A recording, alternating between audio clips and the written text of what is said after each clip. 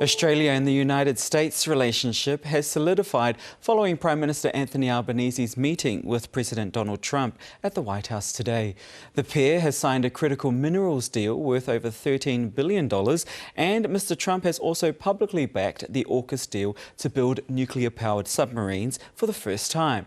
But in the US, impacts are being felt as a result of the government shutdown, National Guard deployments and Trump's $250 million renovation to the East Wing. Julia Manchester is a White House reporter with The Hill and joins me now from Washington. Julia, thank you for joining us. Let's start with the meeting between the two leaders. What's the local reaction been like there in the US around the critical minerals deal and Trump's support for AUKUS? Well, look, this comes on the heels of a number of other major foreign policy announcements from President Trump. You'll remember last week that ceasefire deal that the Trump administration helped broker between Hamas and Israel has certainly taken up much of the limelight, as well as President Trump's meeting with Ukrainian President Volodymyr Zelensky amid the Russia-Ukraine war. We've seen all this focus on foreign policy. And then we start the week after, this week, with this meeting with the Australian Prime Minister and Australian officials, the signing of the rare earth minerals deal. I think there is a lot of concern from President Trump's conservative MAGA, or Make America Great Again, wing of the Republican Party, that there might be too much focus on foreign policy right now instead of America First policies, as we're seeing inflation continue to plague the American people and a government shutdown taking place with no end in sight. That being said, though, the Trump administration is very much using this rare earth minerals deal as a tool to tout combating Chinese influence in trade and also in the Pacific region. We know that there was also a nuclear submarine deal that President Trump took part in yesterday with Australia and the UK. Obviously a win for Australia and the UK in terms of US involvement in the region. But at the same time, President Trump is receiving some pressure to focus on those America First policies. I'll get to the government shutdown shortly, but first, a point of interest for our Australian audience is that awkward interaction between the President and Australian Ambassador Kevin Rudd. Now, the room laughed when Trump said to Rudd, "I don't like you either, I probably never will." Was it all fun and games, or is this Trump asserting his dominance? We thought it was awkward too, just watching it play out, because Ambassador Rudd was in the room when an Australian reporter, I believe, asked President Trump what he thought of the ambassador's past comments about Trump. President Trump trashed them or pushed back against them, not realizing that the ambassador was basically sitting right across from him. So very awkward, but I think it is certainly indicative of how President Trump deals and handles his who he thinks are his adversaries. Obviously, Australia is not an adversary of the United States. However, he certainly viewed this as a bit of a sparring match and did take on that very aggressive manner, regardless that Kevin Rudd was sitting right across from him with his boss, the head of Australia. Now, on to US domestic issues. The government shutdown is entering almost 3 weeks now, the 20th day. You mentioned not sure when it will end, but what are the impacts of the shutdown being felt there in the US? So I would say the number one impact that is being talked about, and there's a number, military pay. I think across the board, it's pay for these what are called essential workers. Many of these workers are showing up to work, and they've so far received partial paychecks, but as soon as next week, they may receive no paycheck or a blank paycheck. That's the number one impact. But in terms of that work that's impacting Americans in turn, I would say the number one impact that is being talked about is air traffic controllers.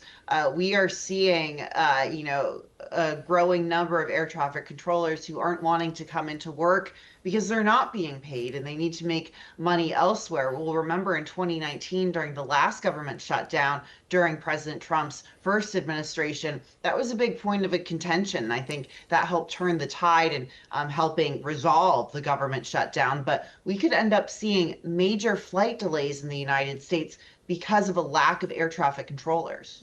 What about on a more personal note? I understand that it's also impacting your work and you're unable to gain access to the White House?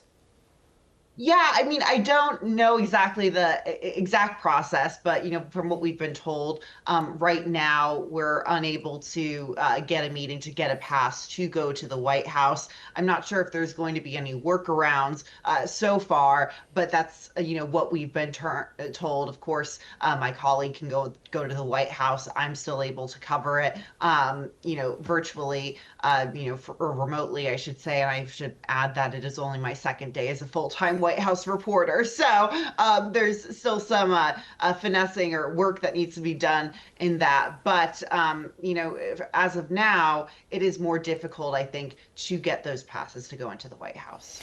Tell us about this $250 million ballroom. Why is he doing this, and what has the reaction been?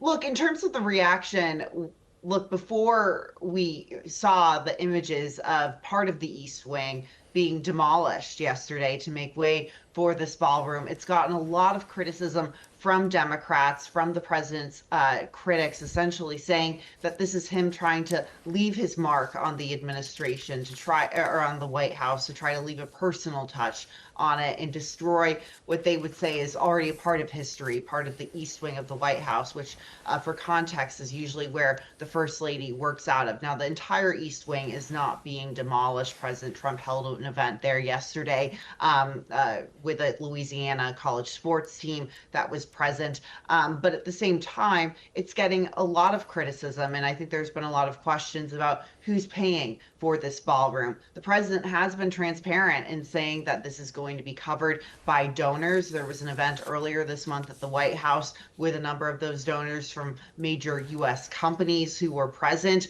President Trump is said to be helping fund the event, or the event space, I should say, but it's still drawing a lot of eyeballs because it's not every day you see a demolition crew working at the White House. Now, U.S. Appeals Court has given Donald Trump the green light to send National Guard troops into Portland and Washington. What is Trump trying to achieve here? Well, I think what you're seeing is President Trump will say that he is trying to combat crime in Democratic run cities. And when I say Democratic run cities, cities with Democratic Party mayors, oftentimes in states with Democratic governors. We've seen him try to do this in Illinois. He's done it successfully here in Washington, D.C. The difference, though, is that Washington, D.C. does not have a governor. It's not a state the same way Oregon is, or Illinois is. So it's been more difficult for him here in Portland, Oregon, I should say. But he is trying to, as he says, combat crime, enforce immigration law. But it's getting a lot of pushback from Democrats in these states, in these cities. We know that he's sparred with the Illinois Governor J.B. Pritzker over his efforts to send National Guards troops to Chicago. So it's been a point of contention for the White House and Democrats. From Washington, D.C., Julia Manchester, thank you very much for your time. Thank you.